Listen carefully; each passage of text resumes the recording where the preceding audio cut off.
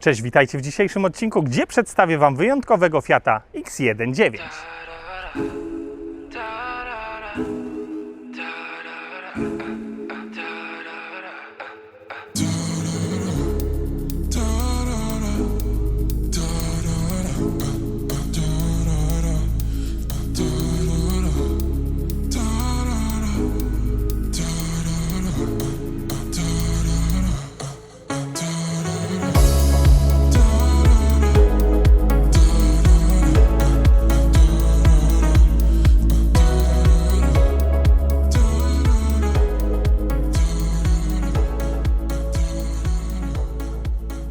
Przepiękny, żółty Fiat X1.9. Możecie sobie zobaczyć tą wspaniałą linię. Samochód ma ten model dokładnie 50 lat. Jeżeli chodzi o jego konstrukcję, silnik ma umieszczony centralnie, dokładnie w tym miejscu. Ma dwa bagażniki. Pierwszy jest bagażnik z przodu, do którego możemy, uwaga, schować ten oto dach. Fiat wprowadził w tamtym okresie tworzywo do konstrukcji tego nadwozia. Samochód był głównie sprzedawany i konstruowany z myślą o rynku amerykańskim, gdzie sprzedano go prawie 100 000 sztuk. Pozostałe 60 000 rozeszły się na cały świat. Jeżeli chodzi o konstrukcję tego nadwozia, ono było bardzo starannie przemyślane. Miało część taki monokok tutaj zrobiony, który był bardzo bezpieczny. Drugi bagażnik jest umiejscowiony za silnikiem. Bagażniki są mniej więcej podobne. Jeden chyba ma 150 litrów, drugi około 130, a otwiera jej się tutaj. Jeżeli chodzi o te dwie klamki, które są były między innymi wykorzystane w Lancia Stratos. Pierwsza otwiera nam pokrywę silnika. W tym modelu były dwie jednostki napędowe. Pierwsza 1.3 o mocy 75 koni, druga w późniejszym okresie 1.5 o mocy 85 koni mechanicznych. A pociągając drugą dźwigienkę, możemy otworzyć tylnią pokrywę bagażnika.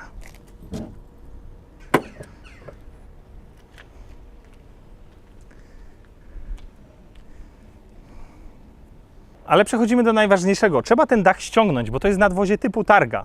A gdzie otworzyć przednią pokrywę bagażnika? A mianowicie w schowku. I tutaj mamy taką małą ukrytą dźwigienkę, którą należy pociągnąć i otworzyć przednią pokrywę. No i popatrzcie sobie na tą linię i w ogóle te wszystkie otwarte pokrywy. Otwieramy największą z nich i zaraz tutaj schowamy ten dach z tworzywa.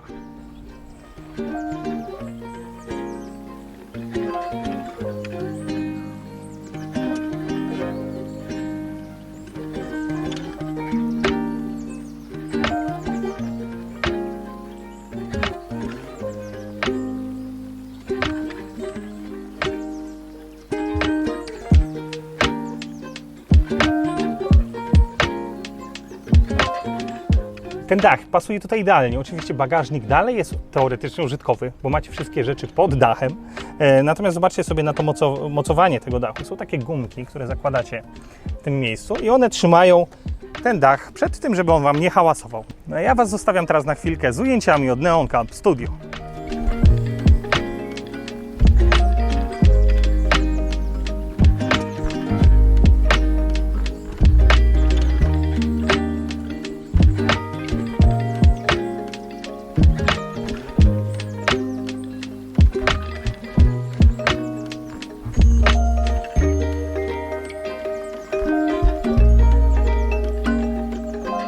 Mówimy w dzisiejszych czasach, że jedno auto korzysta z rozwiązań drugiego, jak na przykład Lamborghini korzysta z migaczy od Forda Focusa.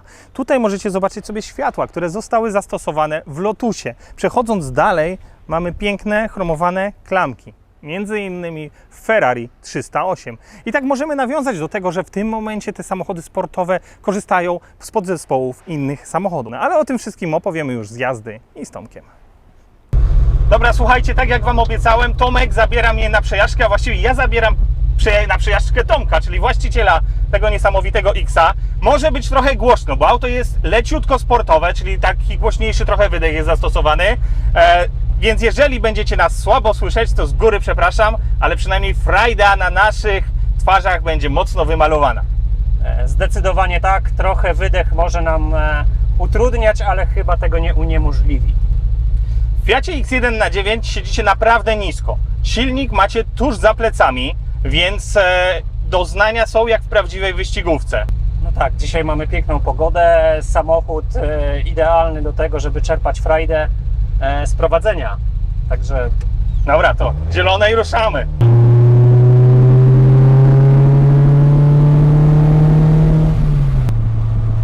Tomku, powiedz mi, co Cię skłoniło, żeby zakupić w ogóle X-a i żeby ten model odbudowywałeś go przez 5 lat. tak, wiesz, historia trochę, jak to się zdarza, przypadkowa. Jakieś 8-9 lat temu pojechałem z kolegą do Francji pod dokładnie ten samochód, który był w stanie kilkunastoletniego postoju. Kolega go kupił dla siebie. Po 2-3 latach podjął decyzję, że jednak chce się go pozbyć, a ja zdecydowałem się na zakup, widząc jego piękne linie, trochę dowiadując się o tym aucie. Podjąłem decyzję o pełnej renowacji, bo tego wymagał stan samochodu. I tak się zaczęło. Ale powiedz mi, skąd ten pomysł, żeby X-a zakupić? Czy to było jakieś Twoje auto z dawnych marzeń? Bo na przykład już niektórzy, którzy śledzą mnie na Instagramie czy też Facebooku, mogą wiedzieć, że ja takiego X-a kupiłem po przejażdżce Twoim samochodem. Ja nie miałem wcześniej styczności z żadnym X-em widzianym na żywo. Po prostu spodobały mi się linie. Jest to Fiat, więc w Polsce mamy dużą nostalgię do Fiata. Miałem małego Fiata wcześniej i pomyślałem, że to będzie taka wisienka na torcie, czyli najfajniejszy Fiat z tych małych. No tak, można by rzec, że X1 na 9 ma mimo wszystko dużo wspólnego z Fiatem 126P. Między innymi podobny rok z początków produkcji, prawda? No Fiat tak. 126 to jest 7.2 I Fiat X1.9 to jest 7.2. Dokładnie. I tak samo jak zobaczycie przebitki, mamy na przykład takie same przełączniki świateł. Może oczywiście inne znaczki, natomiast fizycznie one są takie same. I myślę, że takich rozwiązań jak stacyjka i inne rzeczy to są dosyć podobne do No tak, tego. Do grot Fiata. kluczyka, kluczyk do otwierania drzwi, kształt klaksonu, gałka lewarka zmiany biegów. To wszystko jest wspólne dla rodziny Fiata w tych latach.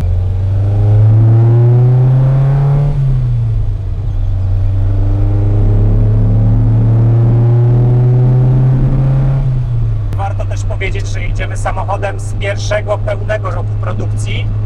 Numer nadwozia 7450 ze 160 tysięcy wyprodukowanych, więc jest to taka pełna pierwsza seria, można powiedzieć. A to trafiła Ci się perełka. No mam nadzieję, że będzie długo mnie cieszył i da dużo radości w najbliższych latach. Ale powiedz mi jedną rzecz, bo ten Fiat jest mocniejszym Fiatem. Ja dysponuję oryginalnym silnikiem 1300 do tego samochodu. Tutaj zamontowany jest 1500 z Fiata X1.9 i skrzynia 5-biegowa, bo taki akurat udało się kupić w dobrym stanie i wyremontować. Natomiast oryginalny silnik czeka na swoją kolej, gdybym kiedyś chciał wrócić do pełnej, oryginalnej specyfikacji. Ja myślę, że do pełnej oryginalnej specyfikacji to Ty nie wrócisz. Natomiast to tak jak ja w Fiacie 126P, takim czerwonym, gdzie mamy wtrysk zrobiony, stwierdziłem, że do gaźnika ja już nie powrócę. Ja mam ten silnik oryginalny, zawsze go mogę wrzucić. Kable są zrobione tak, żeby wystarczyło odpiąć, przerzucić i działa tak jak dawniej, ale nie mam zamiaru. Wiesz, jeśli spróbujesz w klasycznym samochodzie, co znaczy różnica między 75 a 90 końmi i różnica między 4 a 5 biegami, no to potem już nie do końca chcesz wracać do tej niższej specyfikacji. Tutaj nie jest to duże i ostateczne odstępstwo od oryginału, zawsze można to zrobić. Pozycja za kierownicą i pozycja pasażera jak w bolidzie, nogi masz po prostu do przodu. No tak, właśnie zauważyłem i tutaj nie ma za bardzo regulacji tego fotela, prawda? No w sumie jest jedna pozycja maksymalnie do tyłu, z tyłu mamy koło zapasowe i bak za nami zaraz. Tak, Damian, no możesz go przesunąć jedynie do przodu, ale jak widzisz, jesteśmy praktycznie w maksymalnej pozycji do tyłu, w maksymalnie komfortowej pozycji, jeśli chodzi o odległość, w największej, i już więcej nie ma miejsca. No to jest auto, które było, w którym ludzie powyżej 1,80 m wzrostu już zaczynają czuć dyskomfort. Aczkolwiek znam osoby na poziomie 1,90 m i jeżdżą tymi autami, 1,85 m. Ja mam 1,78 m i jest tak jakby uszyte pode mnie. Kierownica na odpowiedniej odległości, więc no powiem Ci, jakbym miał 1,90 m, to byłoby ciężko. Jest ciężko zmieścić wtedy nogi między kierownicą a pedalierą, a tunelem środkowym. Tak jak mówiliśmy, to jest samochód do max 1,80 m. Ale jeżeli chodzi o samo prowadzenie, no powiem Ci, jeszcze raz muszę to podkreślić, świetnie się tutaj niziutko sieci i tak naprawdę w tym aucie widać wszystko naokoło. Nie ma z tym żadnego problemu. Ono jest w porównaniu do innych samochodów, no to my mamy oczy na poziomie ich może takiej, jeżeli liczymy jakieś SUV-y, to na ich podłogach po prostu. Jest, tak, wzrok na poziomie połowy drzwi współczesnego SUV-a, natomiast jest to auto, które służy do 100% czerpania radości z jazdy, z prowadzenia. Ja po niespełna 1000 km, które przejechałem za kierownicą tego auta, nie widzę możliwości, żeby w normalnym ruchu drogowym poszukać miejsca, gdzie ono gubi przyczepność. Ono się tak niesamowicie prowadzi. No jeżeli chodzi o prowadzenie, nie będziemy tego tutaj sprawdzać. Zobaczycie zresztą, zacząłem pracę nad swoim X-em, pewne postępy zrobiłem. Z Tomkiem jesteśmy umówieni, że on przetestuje tamten samochód, czyli w tym momencie ja testuję twój, później Tomek przetestuje mój. No i zobaczymy, myślę, że spotkamy się na torze, zobaczymy jak te auta się tam zachowują. To będzie coś wspaniałego i z przyjemnością porównamy te dwa X-y, czyli pierwszą serię i projekt Damiana właśnie na torze, gdzie w bezpiecznych warunkach można popatrzeć, jak różnie się te samochody będą zachowywać. Z Tomkiem umówiliśmy się tak, że zdjęcia z remontu wrzucimy Wam właśnie teraz. One się tam przewijają na ekranie. Zobaczcie sobie, w jakim stanie był samochód. Zobaczcie sobie, jak Tomek przy nim pracował. No, ile czasu to zajęło? Wiemy, że to zajęło 5 lat. Tak. Natomiast powiedz mi, miałeś jakieś wielkie problemy przy odbudowie tego samochodu? Wiesz co, było trochę trudności, o których rozmawiałem z Krzysztofem Karionem, u którego samochód był odbudowywany. I oczywiście kilka niespodzianek było. Na przykład zamówienie wydechu sportowego we Włoszech spowodowało, że kolektory dolotowe ze standardowym gaźnikiem nie pasowały tak jak powinny i padła wtedy decyzja, że zakładamy Webery z wszystkimi tego konsekwencjami, dlatego teraz nadal auto wymaga pewnych regulacji i dopieszczeń. No zrobiłeś nim 250 km, tak? Ile zrobiłeś nim? 800 km, przepraszam.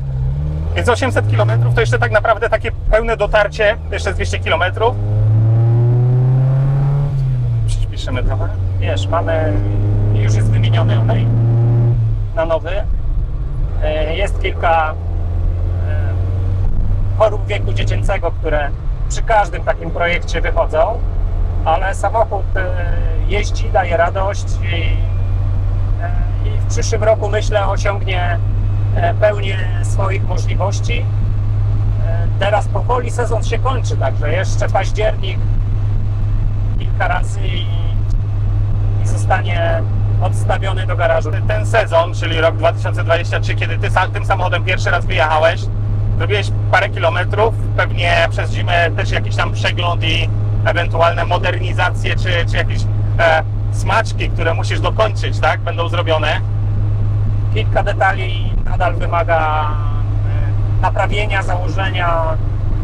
Są to drobne rzeczy, które wychodzą w trakcie tych pierwszych kilometrów lub rzeczy, których nie zdążyłem jeszcze zrobić, ale to będzie przyjemność zejść do garażu i dopieścić pewne drobne elementy. Myślę, że to jest największa frajda. Zimowe wieczory spędzone w garażu i przy samochodzie twoim ulubionym. Chociaż w garażu twoim jest tak naprawdę jeszcze jeden samochód, czyli Mini. Wiesz, Mini to moja pierwsza miłość do klasycznych samochodów. Kilkanaście lat doświadczeń, światowych zlotów, ale też wiele lat ścigania się w amatorskim pucharze Mini Classic, gdzie też było trochę sukcesów i to jest dość ciekawe, bo ja do tej pory byłem przekonany, że Mini to jest klasyczne Mini, to jest tak niesamowita frajda z jazdy, że nic tego nie przebije. I Mini jest oczywiście świetne, ale X to są kolejne nowe doznania, zupełnie inna charakterystyka i naprawdę też czysta radość. No ja myślę, że sama stylistyka tego samochodu jest niesamowita. Jak na tamte czasy to było coś świetnego. I tak jak rozmawialiśmy wcześniej o koncepcie tego samochodu tak naprawdę. Koncept był zrobiony na podstawie Autobianchia 112. Dobrze mówię? Dobrze Tak, mówię. Autobianchia 112 Runabout. No niesamowicie futurystyczny projekt, który tak naprawdę po dołożeniu przedniej szyby i niewielkim dostosowaniu do masowej produkcji, dostosowaniu kształtów, został Fiatem X1.9. Zresztą to, że Fiat nazwał model nazwą prototypu, świadczy o tym, jak nowatorską i prototypową konstrukcją był X. Dokładnie tak. X1.9 prototyp w dzisiejszych czasach, jeżeli prototyp jest pokazywany, to zazwyczaj autoprodukcyjne jest całkiem inne. Tutaj w zasadzie do prototypu dołożyli przednią szybę i powstał X. No tak, tam zmian stylistycznych kilka było, bo te blachy odrobinę inaczej wyglądają, ale jest to 1:1 przeniesienie idei projektanta tego samochodu, Marcello Gandiniego. Teraz możecie zobaczyć na ekranach właśnie ten prototyp i od razu zdjęcie X-a. Sami zresztą ocencie, jak to wszystko wygląda. Marcello Gandini, no to słynny projektant, tak? Lamborghini, przepiękne Lamborghini wychodziły spod jego ręki. No tak, chronologicznie Lamborghini Miura, Lamborghini Countach, Lamborghini Diablo, Tak jest. no i wiele innych samochodów jeszcze. Jeszcze Bugatti EB110, o którym już wspominałem też. No więc tak, jeżeli chodzi o stylistykę Lamborghini w tamtych czasach, dla mnie no, jakiś wzór po prostu. No i dlatego też ten X tak zapadł u mnie w pamięć. X jeszcze bardzo mi się kojarzy z Włochami, z wyścigami górskimi. Włosi z tym samochodem robią niesamowite rzeczy, ale trudno się dziwić. Ten samochód w wersji do jazdy waży około ponad 800 kg. W zależności od modelu i wersji silnika to jest 850-950 kg. Więc sam potencjał do modyfikowania tego auta jest bardzo duży. Jeżeli wymienić wszystkie błotniki, maski, już schodzimy z wagą. Tak naprawdę on był projektowany, o czym wspominałem, pod rynek amerykański, więc tam wtedy musiało być bardzo bezpiecznie. Więc mamy ten cały monokok tutaj zrobiony i wokół niego możemy się bawić, jeżeli chodzi o budowę wyścigówek. Czyli możemy te wszystkie blachy wymienić, odelżyć i nie ma po prostu z tym problemu. To jest dostępne we Włoszech. Jeden taki komplet to zdradzimy, już do mnie gdzieś tam będzie jechał. Więc tak, no myślę, że też fajna sesja i wspólny film z Tomkiem zrobimy, czyli porównamy seryjnego X-a z takim pseudo-wyścigowym X-em, bo tam nie do końca będzie to samochód wyścigowy. Myślę, że to też będzie fajny materiał, żeby to wszystko sobie porównać. Jeśli chodzi o wyścigi i sport, to jesteś sobie w stanie to wyobrazić, że Fiat X1.9 ma po prostu konstrukcję bolidu, gdzie możesz mieć fotel umiejscowiony centralnie. Takie przeróbki we Włoszech i nie tylko są robione. No bo taka jest specyfikacja tego auta. Silnik za plecami, płaska podłoga, niskie nadwozie i gotowy przepis na auto do wyścigów, mogące odnosić sukcesy. Dobra, słuchajcie, Tomku, bardzo Ci dziękuję za to, że mogłem się przejechać tym samochodem, że mi zaufałeś. Już wjeżdżamy na parking. Bardzo, bardzo dziękuję jeszcze raz, ale teraz musisz mi wybaczyć.